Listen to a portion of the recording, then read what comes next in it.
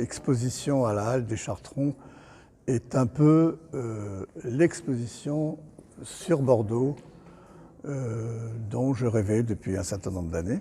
Je me dis tiens, je vais me consacrer presque essentiellement à la représentation de Bordeaux avec ses lieux forts comme le miroir d'eau, avec la place de la Bourse qui est vraiment le point d'orgue de Bordeaux, mais il y en a d'autres. Alors là on se retrouve devant un relativement grand tableau, 140 par 100, qui représente des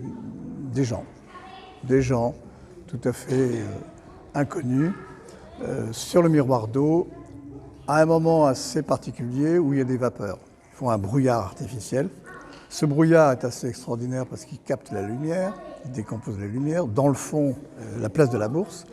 Et moi, ce qui m'a frappé énormément quand je suis arrivé à Bordeaux, c'est, comment dire, que les humains se retrouvent réduits à l'état de silhouette, sans particularité, au milieu d'un brouillard. Ça, on retrouve le même thème, la Bourse de Bordeaux, avec le miroir d'eau devant. Et ce qui m'a fasciné, c'est l'effet de contre-jour avec un ciel extraordinairement lumineux qui se réfléchit dans ce miroir d'eau extrêmement lumineux aussi. Ce qui me plaît vraiment dans le travail de mon père, je dirais que c'est cette façon de retranscrire des paysages qui semblent un peu sortis des rêves, c'est-à-dire avec une ambiance un peu romantique en fait, avec souvent un côté sombre.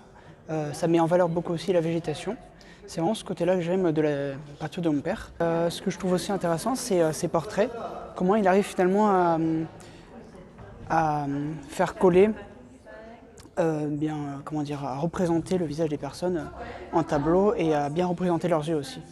Ça reflète, les yeux reflètent l'âme, c'est ce qu'on dit.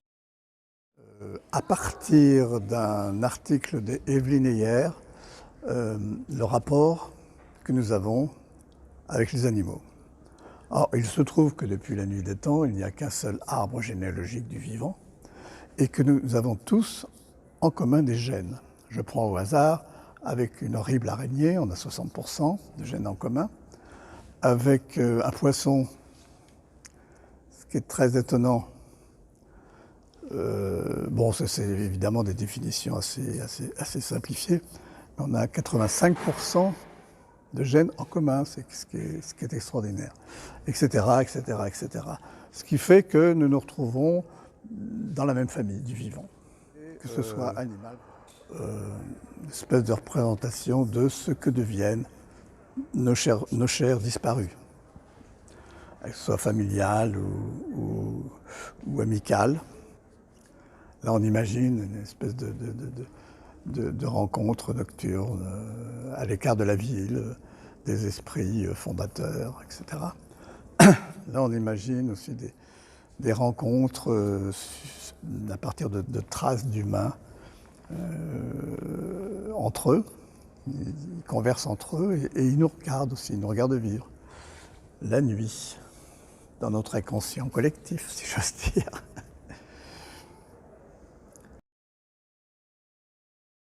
Je trouve qu'il a une palette très très variée au niveau de ses thèmes.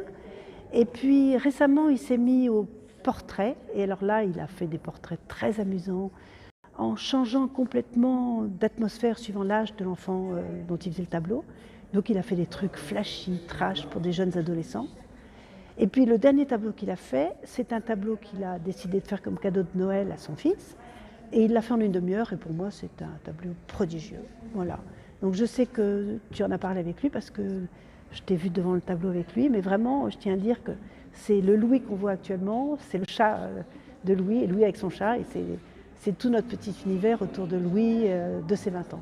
J'ai très envie de peindre peut-être plus librement, d'une manière plus gestuelle, et avec éventuellement plus d'expressivité au niveau du pinceau, au niveau de la couleur. Oui, c'est mon nouveau départ.